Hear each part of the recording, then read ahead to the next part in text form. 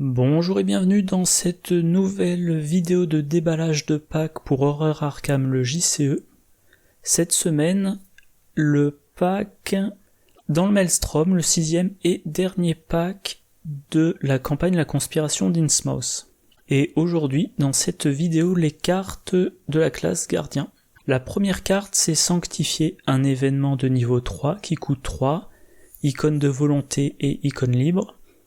En tant que coût supplémentaire pour jouer Sanctifié, renvoyez vers la réserve de pions un total de 10 pions bénis depuis la réserve du chaos ou scellés sur des cartes en jeu. Retirez une fatalité de n'importe quelle carte en jeu. Et depuis le 26 juin, je crois, sur la liste des tabous, après avoir joué la carte, vous la retirez de la partie. Alors j'ai pas envie encore une fois de m'énerver, mais bon, la carte est à peine sortie, elle est déjà sur la liste des tabous parce que FFG n'a pas été capable d'estimer à quel point elle était efficace. Ah oui, il y a pas encore d'image pour le pack. Bon, peut pas grand chose. Alors, concrètement, pour jouer cette carte, il faut 10 pions bénis, soit dans le sac du chaos, soit scellés sur des cartes en jeu. Comment on obtient ça ? Par exemple, le Saint-Rosaire de niveau 2, il vous donne plus de volonté. Réaction, après que vous avez réussi un test de volonté d'une carte traîtrise, inclinez le Saint-Rosaire, ajoutez 2 pions bénis à la réserve du chaos. Donc tout simplement, en réussissant des tests sur des tests de volonté sur des cartes de rencontre, des cartes traîtrises, vous mettez des pions bénis dans la réserve du chaos. Alors j'ai testé la semaine dernière sur la campagne le renouveau du cercle brisé et c'est effectivement très efficace. Donc faudra choisir en fonction de l'importance des tests de volonté dans la campagne, mais s'il y en a beaucoup, c'est une carte qui s'avère très efficace. Le traité sacré, donc le traité des gardiens, comme tous les traités, il est de niveau 2, il est permanent, on n'a le droit qu'à un seul traité par deck. Réaction, après qu'un investigateur dans n'importe quel lieu a effectué l'étape révéler un pion KO d'un test de compétence, inclinez le traité sacré, renvoyez dans la réserve du chaos n'importe quel nombre de pions bénis révélés lors de ce test, en ignorant leur modificateur pour ce test. Quel est l'intérêt ? Vous faites l'étape révélation, si vous piochez un pion béni, vous devez piocher un autre pion ensuite, qui peut être un pion béni, ce qui vous impose de piocher un troisième pion, etc., etc. Et une fois que vous avez pioché tous les pions, vous regardez quel est le modificateur total. Et vous regardez combien de pions sont nécessaires pour réussir le test.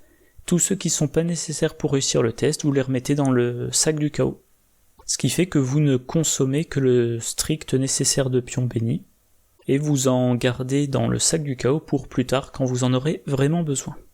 On a bien évidemment gardé la foi, une des meilleures cartes pour générer des pions bénis, un événement survivant de niveau 0 qui coûte 2, rapide à jouer lors de n'importe quelle fenêtre d'action rapide, ajoutez 4 pions bénis à la réserve du chaos. Mine de rien, ça fait 40% de votre but pour... Je vais y arriver, ça fait 40% de votre but pour sanctifier. Également chez les survivants, on a Signum Crucis, une compétence de niveau 2, un icône libre, à attribuer uniquement lors d'un test de compétence que vous effectuez uniquement si la difficulté de ce test est supérieure à votre valeur de compétence de base. Après que vous avez attribué Signum Crucis à un test de compétence, ajoutez X pions bénis à la réserve du chaos, X étant la différence entre la difficulté de ce test et votre valeur de compétence de base. Moi je prends souvent l'exemple de Silas. Il a 2 en intelligence, mettons qu'il se retrouve dans un lieu qui a une valeur occulte de 4, il attribue Signum Crucis, il fait un test à 3, grâce au plus 1 de Signum Crucis, contre 4, mais il a mis 2 pions bénis. Et s'il a encore pas utilisé sa capacité, il va l'utiliser pour récupérer en main Signum Crucis pour pouvoir le rejouer plus tard. Et bien évidemment, s'il a en jeu partir perdant, il augmente de 2 la difficulté du test, comme ça, c'est pas 2 pions bénis qu'il met dans le sac du chaos, mais 4. On a également en survivant Esprit d'humanité, un soutien de niveau 2 qui coûte 2, qui occupe un emplacement d'arcane, trait rituel béni et maudit, action rapide, inclinez l'esprit d'humanité et subissez un dégât et une horreur, ajoutez 2 pions bénis à la réserve du chaos. Et l'autre effet nous intéresse pas. Donc voilà, on a un certain nombre de possibilités pour avoir des pions bénis dans le sac du chaos. Alors il y a aussi des cartes qui scellent les pions bénis, là je les ai pas montrées, il y a bouclier de foi, il y a rituel de sanctification, il y a Nephthys, bref. Vous avez vos 10 pions bénis. Pour 3 ressources et le renvoi des 10 pions bénis dans la réserve de pions, vous retirez une fatalité d'une carte en jeu. Alors, on pense immédiatement, une fatalité, c'est un round de plus. Oui, on pense à la fatalité qui s'accumule sur l'intrigue, et effectivement, c'est le compte à rebours du scénario. Si on en a une de moins sur l'intrigue, on aura un round de plus. Mais il y a aussi des cas où ça vous donne plus qu'un round de plus. Alors là, j'avais pris quelques exemples. Hop, voilà. Le scénario Les Échos du passé.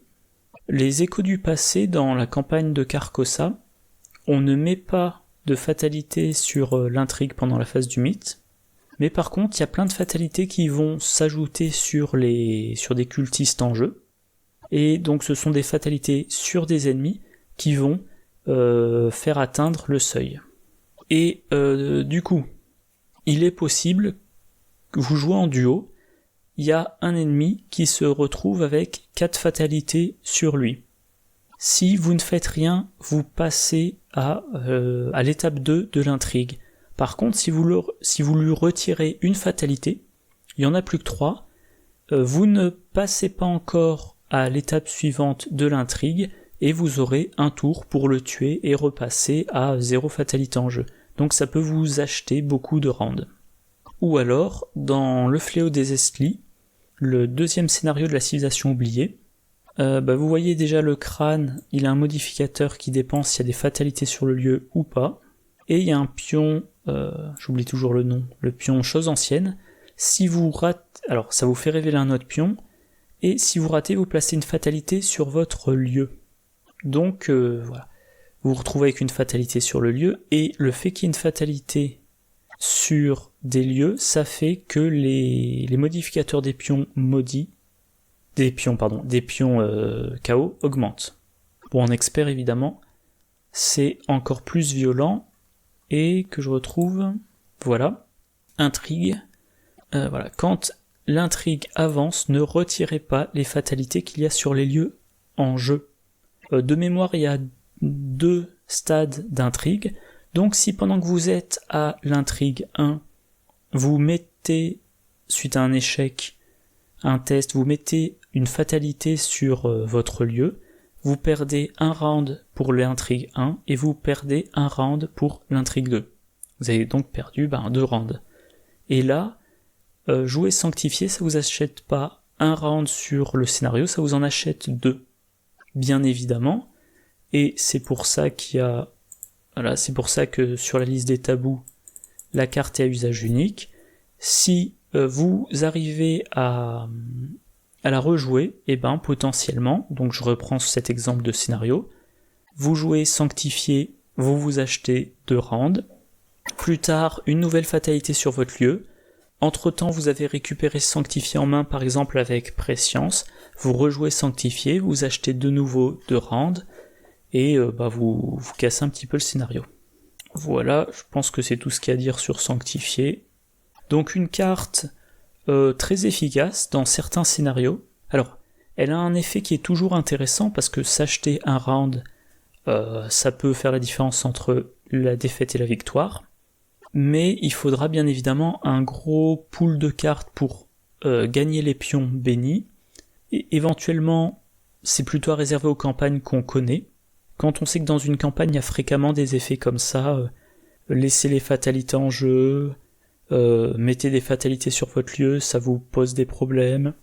Je crois qu'il y a un scénario de la civilisation oublié aussi, où quand on va rater certains tests, on transforme des indices en fatalité, ou on met des fatalités sur le lieu, et pour avoir un gain à la résolution, il faut qu'il n'y ait pas de fatalité sur un lieu. Donc ça peut s'avérer utile.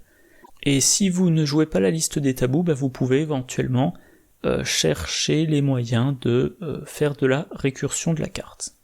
Voilà, alors la deuxième carte, la Lance Sainte, un soutien gardien de niveau 5 qui coûte 4, qui occupe les 2 emplacements de main, trait objet arme corps à corps béni, action combattre, vous gagnez plus 2 en force, infligez plus 1 dégât pour cette attaque, Quand vous initiez cette capacité, vous avez le droit de libérer un pion béni scellé sur la lance sainte. Action, cherchez 2 pions bénis dans la réserve du chaos et scellez-les sur la lance sainte, combattre. Vous gagnez plus 4 en force et infligez plus de dégâts pour cette attaque. Alors, les armes classiques pour les gardiens, en tout cas pour moi. Il y a bien évidemment le 45 automatique. Alors là j'ai mis la version de niveau 2 parce qu'on compare quand même à une carte qui est niveau 5. 45 automatique de niveau 2, il coûte 4, il occupe un emplacement de main, il a 4 munitions. Action, dépensez une munition, combattre, vous gagnez plus 2 en force pour cette attaque. Cette attaque inflige plus 1 dégât, ignorez le mot-clé riposte pour cette attaque. Donc on est sur du plus 2 en force et plus 1 dégât. La lance sainte, plus 2 en force et plus 1 dégât. Le 45 automatique de niveau 2 ignore en plus la riposte. On a le fendoir vétuste, alors que moi je ne joue jamais, mais je sais qu'il y a beaucoup de gens qui sont fans. Niveau 5, ça coûte 5, ça occupe un emplacement de main. Action, s'il est redressé, combattre, vous gagnez plus en force, infligez plus 1 dégât pour cette attaque. Autre action, inclinez le fendoir vétuste, combattre, ajoutez votre volonté à votre valeur de compétence pour cette attaque. Cette attaque inflige plus 3 dégâts. Si un ennemi élite est vaincu par cette attaque, piochez 3 cartes, maximum d'une fois par partie. Alors, ajouter sa volonté, si on parle de gardien, a priori ça va être un plus 3 ou un plus 4. Et on fait plus 3 dégâts, c'est utilisable une fois par partie, mais si on arrive à vaincre un ennemi élite, on pioche 3 cartes. Sachant que l'ennemi élite, c'est souvent le dernier ennemi du scénario. Bon. Et pour la lance sainte, on était sur du plus 4, plus 2. Donc le fendoir vétuste est meilleur, mais bon, c'est une seule fois. Ok. Et moi, une arme dont je suis devenu fan récemment, le lance-flamme, niveau 5, il coûte 4, un emplacement de corps et 2 emplacements de main, 4 munitions, combattre, on attaque l'ennemi engagé avec nous qui a la valeur de combat la plus élevée, on a plus 4 en force, si on réussit, on inflige un total de 4 dégâts qu'on répartit comme on veut entre les ennemis engagés. Donc le lance-flamme, sur la liste des tabous, il coûte 6 XP, pas 5. Le lance-flamme, c'est du plus 4, plus 4, et on peut cibler plusieurs ennemis d'un coup. Bon, par contre, on fait l'attaque sur celui qui a la meilleure valeur de combat.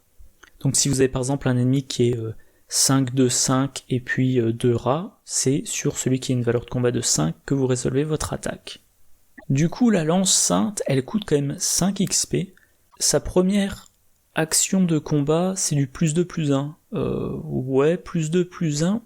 On a ça, donc je montrerai sur le 45 automatique de niveau 2. On a même ça sur la Thompson 45 de niveau 0, que j'ai pas pensé à montrer. Son autre action, plus 4, plus 2. C'est bien, mais par exemple, c'est pas aussi fort que le lance-flamme. Alors ensuite, il y a l'effet des pions bénis. Pour faire la grosse attaque, il va falloir aller chercher des pions bénis dans la réserve et les sceller.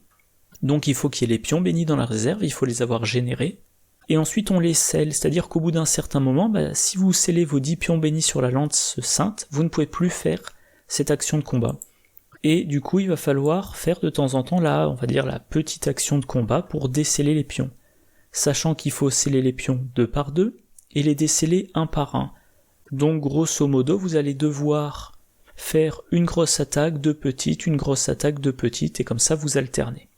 Le gain des pions bénis dans le sac du chaos pour pouvoir les sceller, il y a bien évidemment Saint-Rosaire, garder la foi, dont je parlais avant, et ce que je retrouve, voilà. Et du coup, cette carte-là, qu'est-ce qu'elle a de bien ? Eh ben, ce qu'elle a de bien, c'est qu'elle n'a pas de charge, de munitions, bref, elle s'épuise pas. Comme c'est marqué dans la premier commentaire, voilà, attaque infinie. Et je regarde... Ouais, il n'est pas question de l'incliner. Non, il n'est pas question de l'incliner, donc si vous avez assez de pions bénis dans le sac du chaos, vous pouvez faire 3 actions successives avec ça. Première action pour infliger 3 dégâts, encore pour infliger 3 dégâts, encore pour infliger 3 dégâts. Donc c'est vraiment une arme très puissante.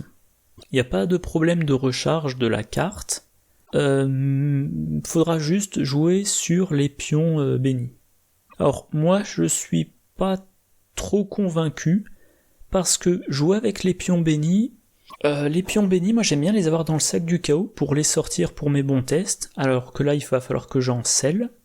Et l'efficacité de la carte, oui, elle est efficace, mais il y a mieux, le fait qu'il n'y ait pas besoin de charge, pour moi les charges, les munitions enfin là en l'occurrence on parle gardien, donc plutôt les munitions. Les munitions, ce n'est pas un problème. J'ai fait plusieurs fois des decks gardiens avec lance-flamme et je n'ai jamais eu de problème de munitions. Je vais trouver un deck rapidement.